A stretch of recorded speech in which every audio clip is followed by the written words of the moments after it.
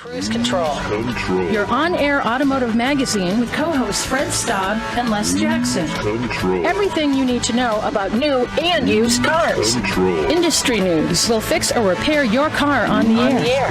Fasten your seatbelts and let us take the wheel. Now, your ride is about to begin. Because you're on Cruise Control. Cruise Control. Cruise Control.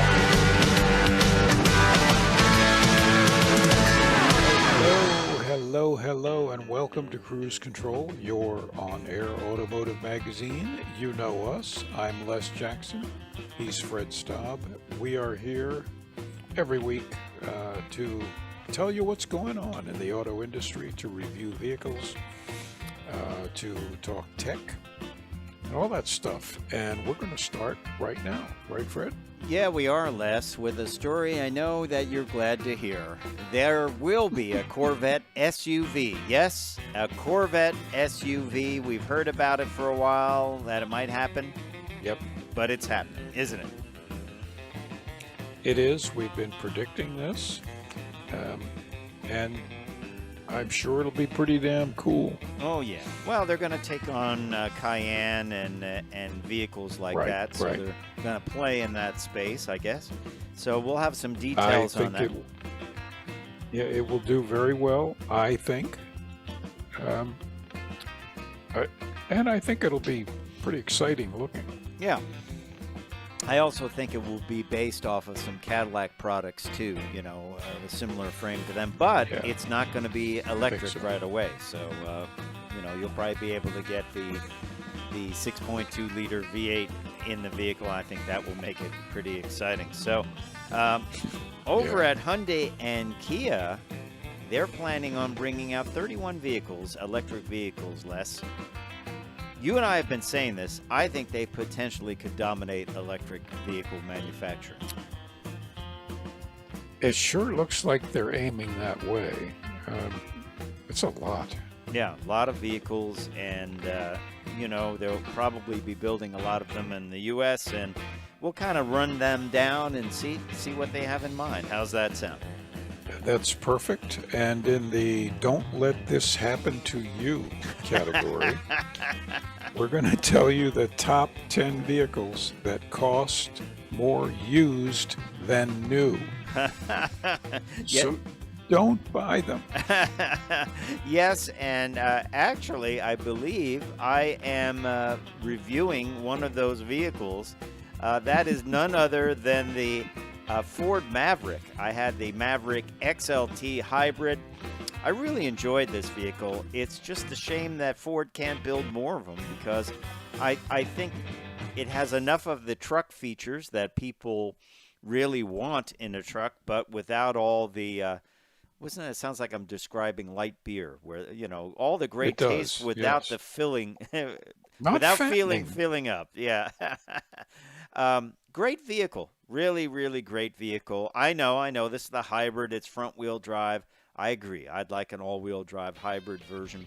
I think enough people are clamoring for that, and they will eventually bring it. But we're going to have an at-the-wheel review of that vehicle. Better to buy it new than buy it used. We have a personal story on that. Of course, you can't get it. It's better just to buy it than not to. Hey, I'm Fred Staab. He is none other than Les Jackson. We will be right back on Cruise Control, your on-air automotive magazine.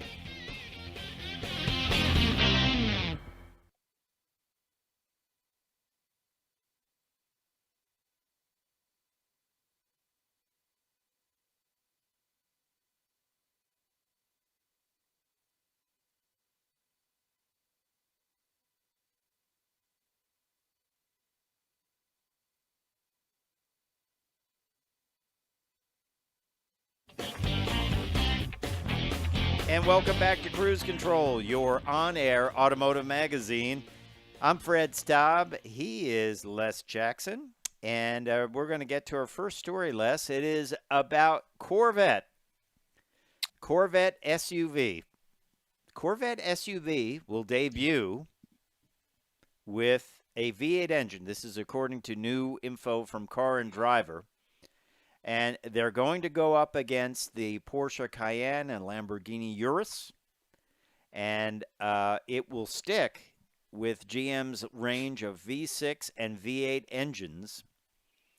And apparently this goes all the way back to Bob Lutz, who confirmed the concept, but Mark Royce, way back when, said, nah, he waved it off. But now it looks like it's happening.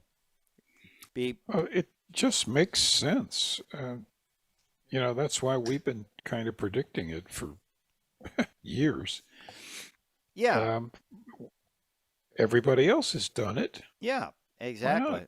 Exactly. And you think of all the variants they can come up with for this. There'll probably be a Corvette SUV E-Ray. There will be, I guess there might be something with the Z06 engine in there. That would be crazy and probably cost $300,000. And, but the standard model will come with the 6.2 naturally aspirated V8.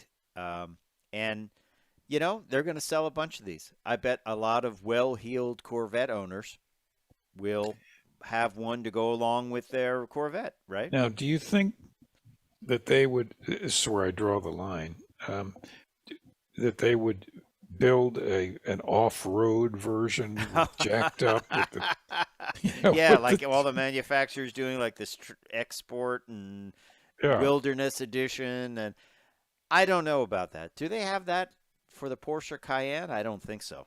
No, I don't think they'll do that. And there's a lot of debate, where will they build it? Will they build it at Bowling Green? I would say no. I would say they'll build it wherever they can build it. Sure, some other plant that's not heavily used. Yeah. Send the chassis. Yeah. And it is built on the same platform, what they call the GM Alpha platform, that underpins Camaro, Cadillac CT4, and Cadillac CT5. And so, there's probably a test mule running around somewhere under one of those vehicles. I think they'd sell quite a few. Yeah, I think they will sell quite a few. And I think, So will Corvettes at Carlisle allow them to park on the field? I guess so, right? I was wondering the same thing before you said that. They have to. Did you see that horrific, talking about Corvette, did you see that horrific video on the web? A guy bought a really clean 62 Corvette convertible, NCRS quality Corvette. And he bought it from Bring a Trailer. It was great. The guy had it in his family for 40 years. He sold it. This guy bought it, was looking forward to it. He's videotaping the delivery of it. The guy rolls it back. The ramp is up high, right? It's a stacker. The car rolls off the ramp. It lands right on the tail, cracks it in two, and then it slams down on the front, and then it was sort of sitting there at an angle, like something broke or bent. They say he could have maybe potentially bent the frame on the vehicle. Wow. All caught on camera. And you wonder if the trucking company has sufficient insurance. It's a big company, but I tell you what, I would never use them. After seeing that, No. They would have to prove to me that guy was fired. But he didn't put any kind of a wedge behind the car, or a very small wedge, and the thing rolled. I mean, and as everyone on the web said, when you're rolling a car out, you should have a second person in the car working on the brake. And I thought, why wouldn't that ramp have a lip on the edge that flipped up when it's raised up, and that it could never happen, But I could tell you the ramp looked flimsy. And you got the leverage of the thing coming off the back of the car. You can't just roll it back like that. I mean, I'm not someone moving cars, but immediately I would say, like, I'm going to, like, bolt something to that ramp and put a cleat in it so that it can't go over it. But it just rolled right off the end. So, hey, everyone was sick about it, but I think that guy's looking for a new line of work that was delivering that. You can't come back from that, so. But we can come back from this break, and when we do come back, we're going to tell you about Hyundai and Kia releasing 31 electric cars. and trucks. So stay tuned.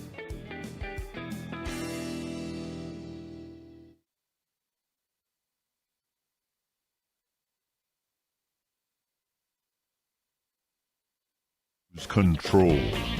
Welcome back to Cruise Control. I'm Les. He's Fred. We're going to go away from Corvette at the moment. Although I say that, and let's do one more Corvette story, Les.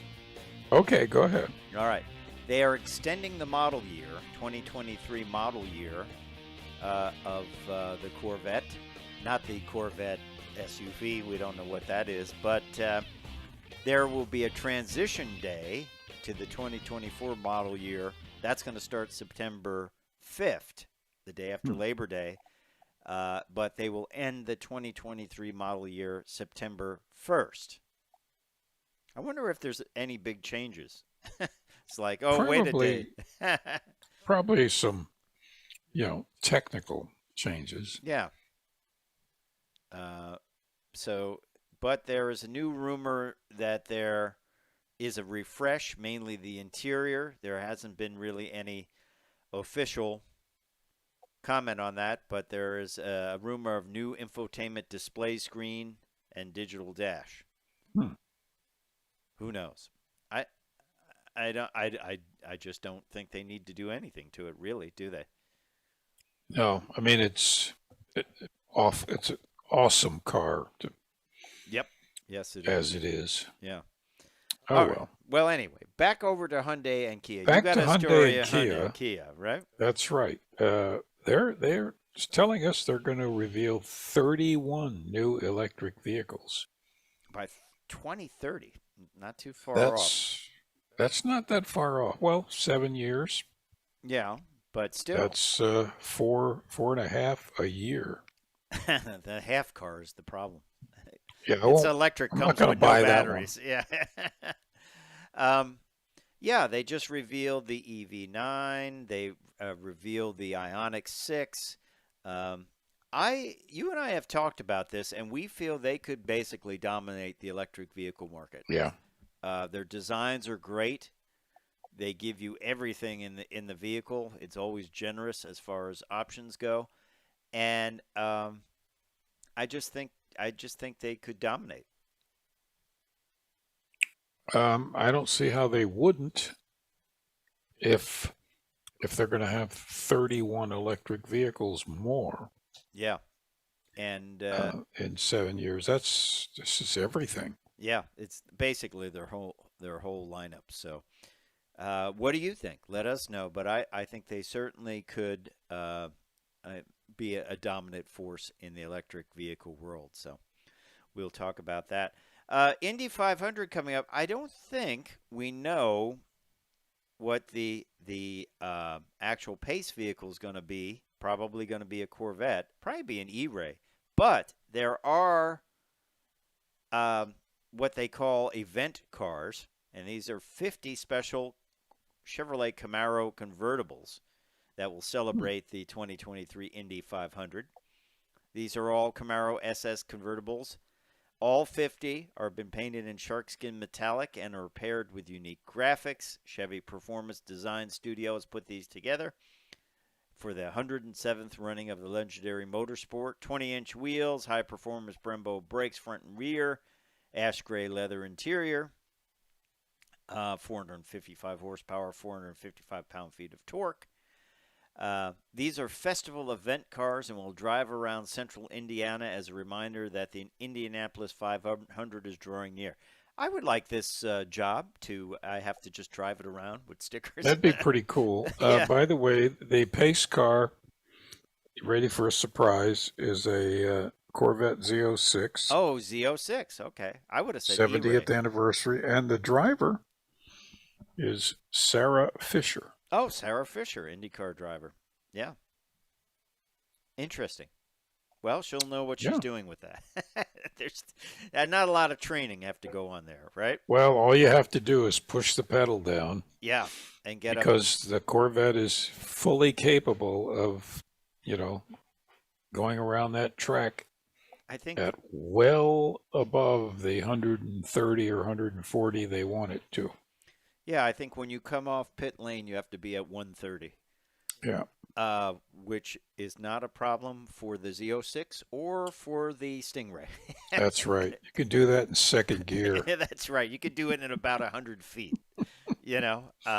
So these cars will be available for sale, though, the Camaros, and I'm sure somebody will snap up some of them because they're probably going to be collectible. Yeah. Because Camaro's coming to the end of a run, and you probably could not get 50 Z06s, could you? That would be tough to do. Yeah, it would be very tough to do. And, yeah, it's sort of like these are the service cars, which is pretty neat when you think about it. But I bet they have to do a lot of rehearsing for that because, you know, I'm sure they're not using professional race drivers. no, and I think these are they drive around town, they promote the event, they pick people up, you know. It's sort of like the ultimate Uber car, you know. Yeah. So, but you know, when you're driving that close, that many, you do have to focus a lot. I think they at parade speed though. It's sort of like going to the Carlisle parade. These are not going to be going at the high rate of speed, No, although but they they'll are be- there. Yeah. So Yeah, they'll be doing, you know, 90, 100. no, I don't think so. I think these are. Well, they would if you and I were. Well, that's it. Yeah. I think they're just transport vehicles, but anyway, they look cool, and that's a good deal. They do look cool. And no surprise, Chevy Corvette will be doing that. I would have said E-Ray, but I guess the E-Ray Corvette is not out yet. Yeah, probably not. Not available for that. So I think the builds are going to be early builds. So, interesting note: Ford builds more vehicles in America than any other automaker. Nearly 80% of the vehicles sold in the U.S. are built in the U.S. when it comes to Fords. And Ford is officially the auto industry leader in U.S. production volume, exports, and hourly auto worker employment for the 5th year in a row. That's according to S&P Global Mobility. Almost 80% of the vehicles the Blue Oval sells in America are made in America by American workers. And last year, they built 1.8 million vehicles were built in the U.S. More than 130,000 units compared to its nearest competitor. And, of course, That's very impressive, and it's fitting. Yeah. Considering Ford basically started all this. Yeah. F-Series is the big one. There are currently 3 plants building it: Michigan, Missouri, and Kentucky. And Explorer is built in Illinois and Escape in Kentucky. Pretty wild, right? That's pretty wild. Yeah. Imagine building 1.8 million vehicles. That's a lot of stuff. Mm. Yeah, definitely. Hey, coming up, we're going to have an interesting story on what are the top 10 vehicles that cost more used than new. One of them on the list is this vehicle, which is the Ford Maverick. I had a chance to drive the Ford Maverick XLT Hybrid recently, and I really liked it. I thought it was a cool vehicle, very usable, rode nice. So I'll have a full at the wheel review. You had a drive in this too, didn't you? I had that one last spring, Mm-hmm. and I loved it. It was very pleasant to drive. Yeah. This one, of course, is not built in the U.S. This is built in Mexico to keep the price low. But it is a good vehicle, and a hybrid. It is a hybrid, but you only get front-wheel drive in the hybrid. All of us, I think you and I included, would like to see an all-wheel drive hybrid, wouldn't we? Yep. Well, it'll come, I'm sure. It will come. I'm sure it will come. And when it does, we'll tell you all about it. Also, we're going to talk a little bit about something new from Lexus and a whole lot more. So stay tuned to Cruise Control, your on-air automotive magazine. I'm Fred Staab. He is Les Jackson. We will be right back. Check us out at cruisecontrolradio.com and also on our YouTube page and more. We will be right back.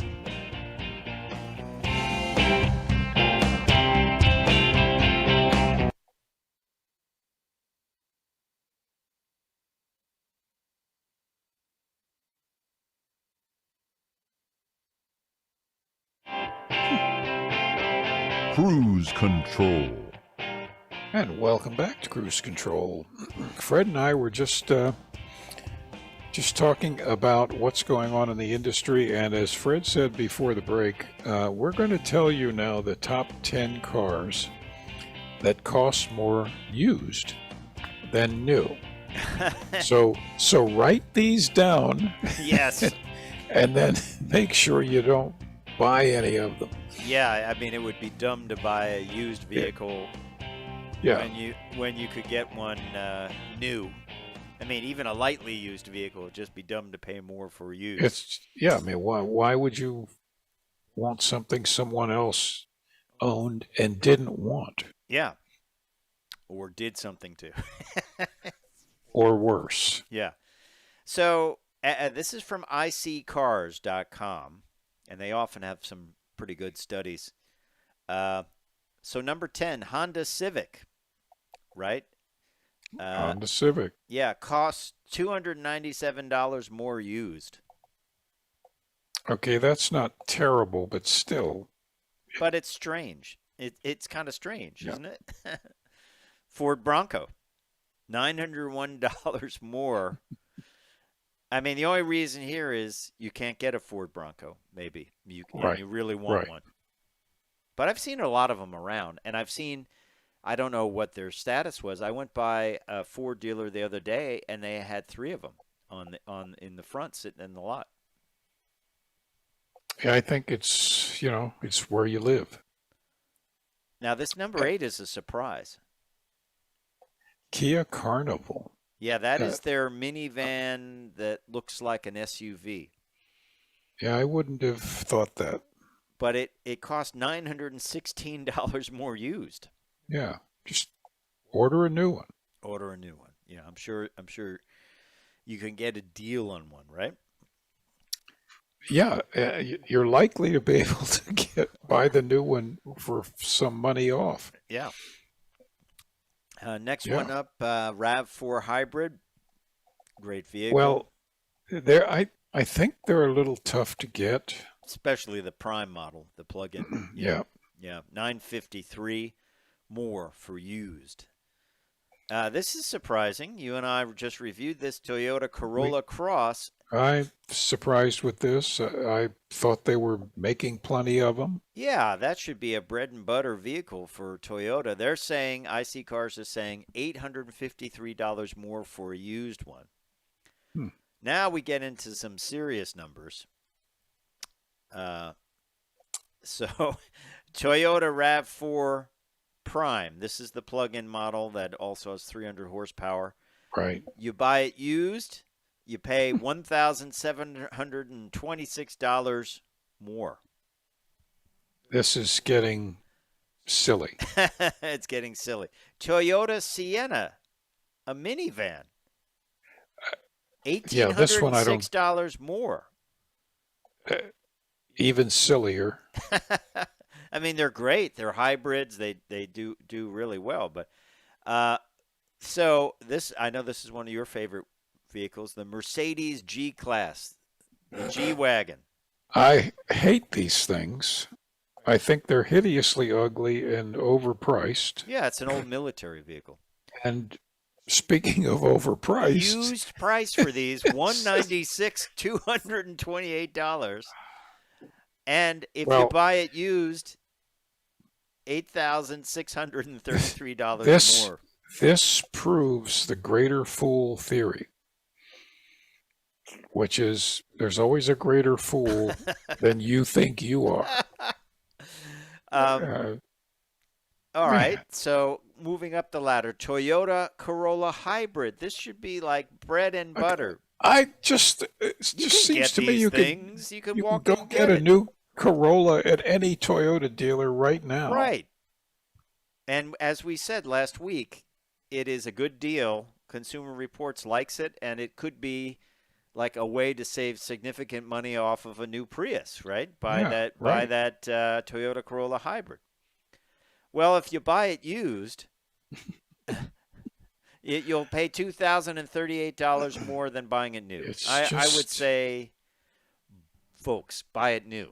You get the color you want. You get the options you want, And then atop the line, we even have video of this because I'm going to review this later. Ford Maverick. Used price $36,777. The sticker on the one that I'm going to review, I believe, if I look over here, the sticker, estimated price with destination $28,095. So you're spending $4,038 more for a used one. Well, that's understandable because these have been a super premium demand for a year.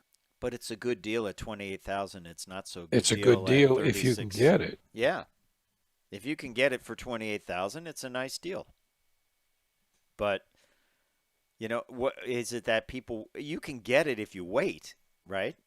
It's not like they're going to say I can't get it for you, but you'll have to go on a list. So I say you go on the list and you just forget about it. That's right. You exercise a little patience. Yeah. Go on the list. Keep your Mercury Grand Marquis running, running for another 6 months or 8 months. Yeah. Change the oil a few times. Yeah. But anyway, it's just good information. It's from iSeeCars.com if you want to see it. ISEECARS.com. You never know these things. It bucks logic, so.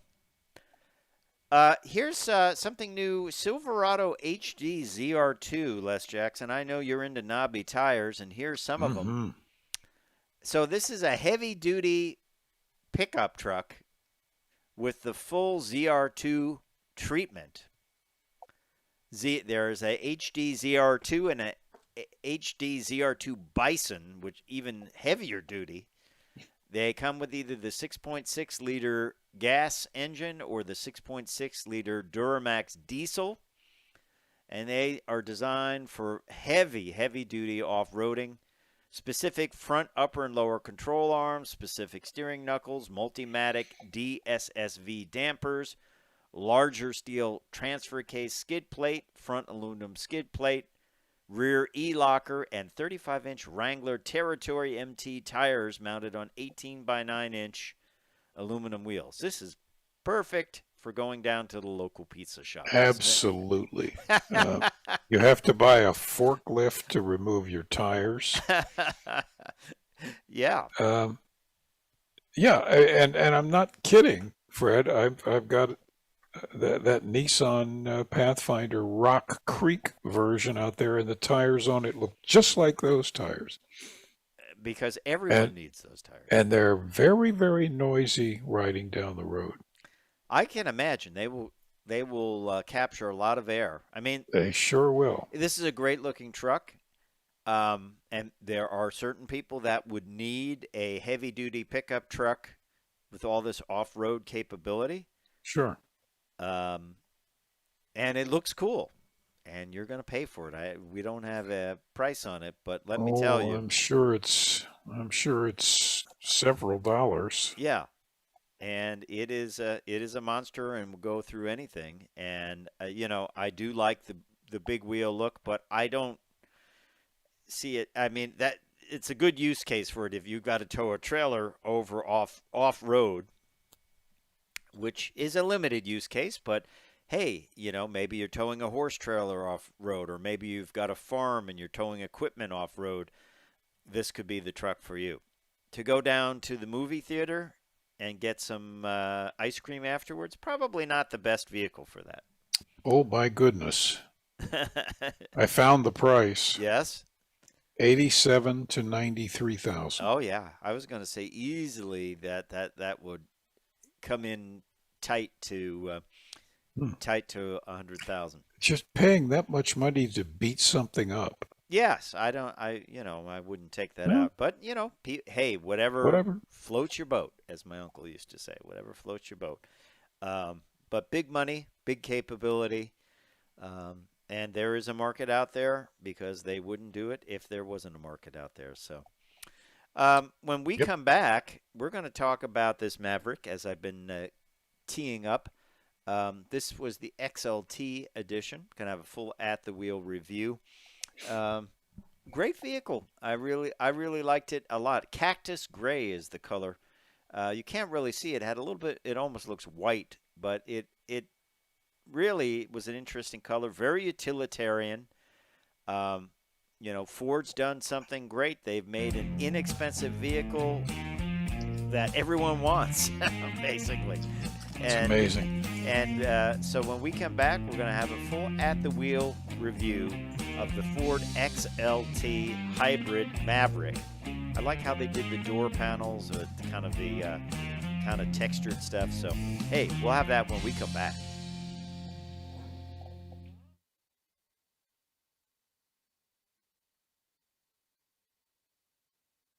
And welcome back to Cruise Control, your on-air automotive magazine. Fred Staab and Les Jackson here with an at-the-wheel review of Unobtainium, otherwise known as the Ford Maverick.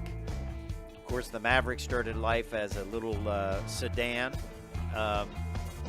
and became, well, it kind of revitalized the small pickup truck market.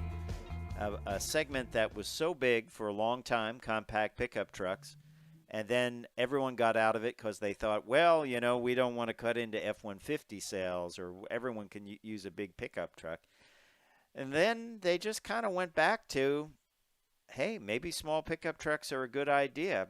And the Maverick has proven it is a good idea because you cannot find these things, can you? It's very, very well.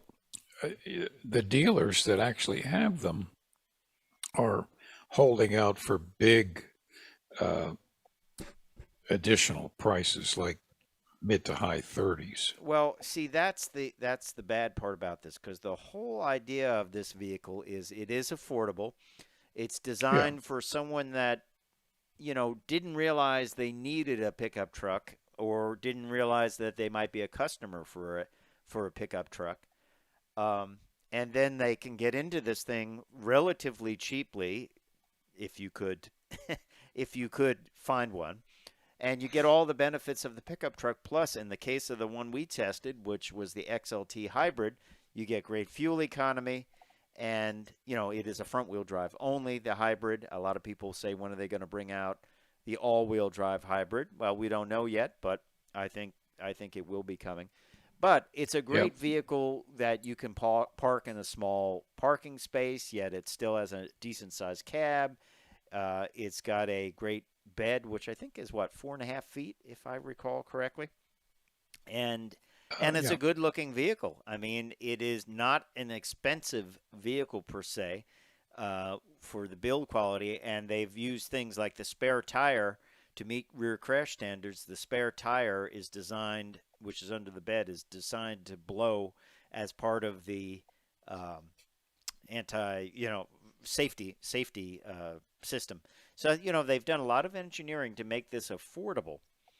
And I'll tell you right now, as tested, the sticker on this was $28,095 for nicely equipped. XLT is one step up from the base. It is the hybrid model. Not a lot of options on this. It has the black wheels, which is a nice option. Unique machine-faced ebony aluminum wheels. Comes as part of a black appearance package where they black out the trim, they black out the rear view mirrors. It had a package where you get the factory